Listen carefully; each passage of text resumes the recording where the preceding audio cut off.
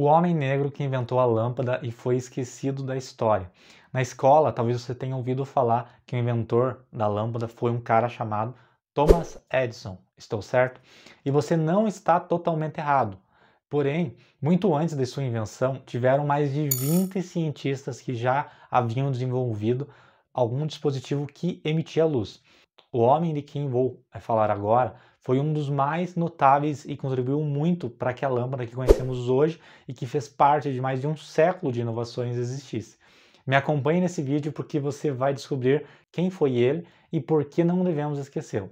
Olá a todos, eu sou Isaías Ondosky do canal IVM Engenharia Elétrica e vou compartilhar com vocês hoje a história de um homem negro, pobre, que inventou a lâmpada e foi esquecido da história. Isso mesmo, durante vários séculos tivemos diversos inventores negros que infelizmente não levaram os devidos créditos pelas suas invenções. O termo geralmente adotado para essa questão se chama apagamento, que nada mais é do que omitir feitos, histórias, culturas e demais itens de afrodescendentes. E um dos objetivos com esse vídeo é combater esse problema com a principal arma que eu tenho em mãos, que é o conhecimento.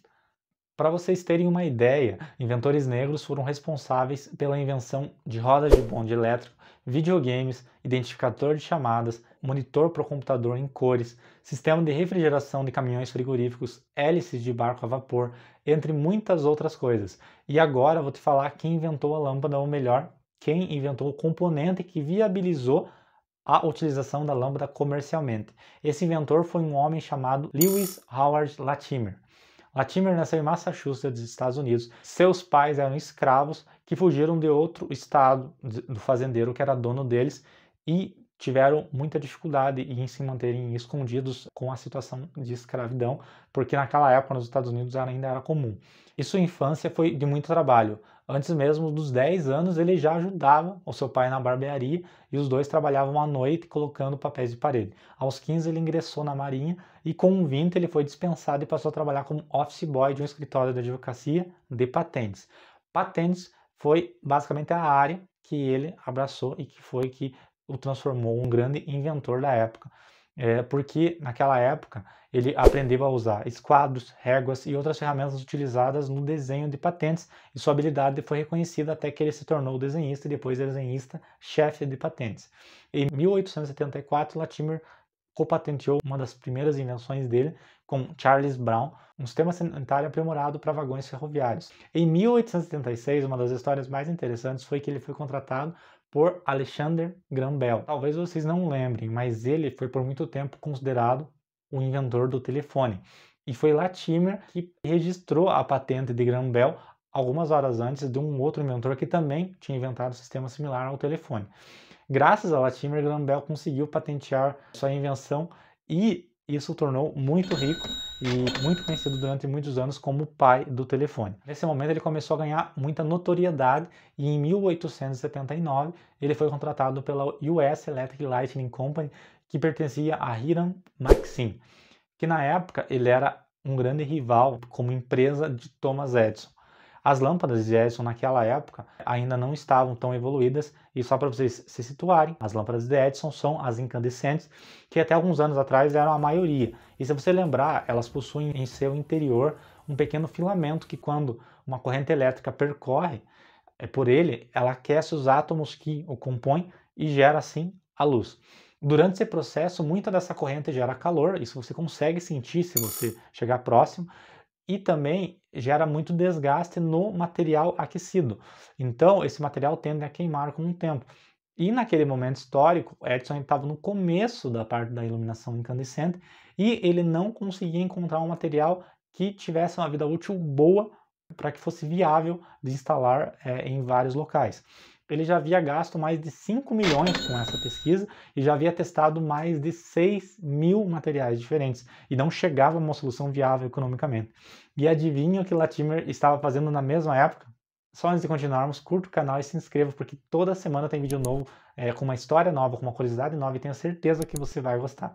Voltando, nesse mesmo momento, Latimer havia inventado algo que iria mudar a história. Criou uma modificação no processo de fabricação de filamentos de carbono, com o objetivo de reduzir as quebras durante o processo de carbonização.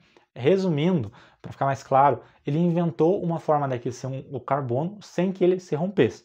Como eu disse, a lâmpada incandescente basicamente é um filamento de alguma coisa que quando passa uma corrente elétrica, há luz.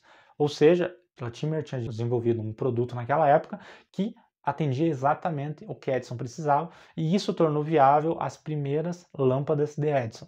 Sua experiência o tornou muito popular, ele passou a melhorar a iluminação incandescente e também a iluminação de arco. Ele também liderou várias pesquisas na implantação de iluminação elétrica de estradas, ajudou a implantar as primeiras usinas hidrelétricas na Filadélfia, na cidade de Nova York e até Montreal, no Canadá.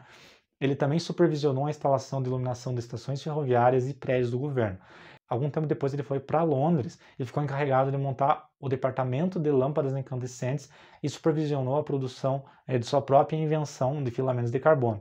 No entanto, lá foi onde ele sofreu a maior discriminação da sua vida, porque ele era um homem negro, descendente de escravos, ensinando ingleses. E os ingleses eles tinham muito preconceito com pessoas negras. Então imagine isso em meados ali de 1900, como era o tratamento de um homem negro nessa época. Então, sobre aquele momento, ele escreveu em seu diário: em Londres eu estava em maus lençóis, desde o dia em que vim até voltar. Após esses eventos, ele voltou para os Estados Unidos e foi contratado por Edison para trabalhar no departamento jurídico como redator e especialista de patentes. Para vocês se situarem no momento histórico, naquela época, Edison já havia feito inúmeras invenções e tinha diversas patentes. E ele também enfrentava diversos problemas jurídicos, porque para saber quem que realmente inventou, quem não inventou. E Latimer, como sendo um especialista em patentes, era de grande ajuda para ele nesse quesito. E graças ao Latimer, Thomas Edison conseguiu várias patentes que talvez ele não tivesse conseguido se não fosse por Latimer, porque Latimer ele era muito respeitado no campo de patentes. Então ele conseguiu reverter diversas situações de que Edison ia perder algumas patentes. Dado a grande importância que Latimer tinha para Edison, ele foi o único integrante negro de um grupo chamado The Edison's Pioneers. E após isso ele continuou inovando e trabalhando até a sua morte em 1928. Ele é um exemplo de pessoa à frente do seu tempo. Nasceu de uma família pobre, sofreu com preconceito racial e mesmo assim ele foi reconhecido por grandes homens por sua incrível inteligência e esforço. Espero que vocês tenham gostado desse vídeo e até a próxima.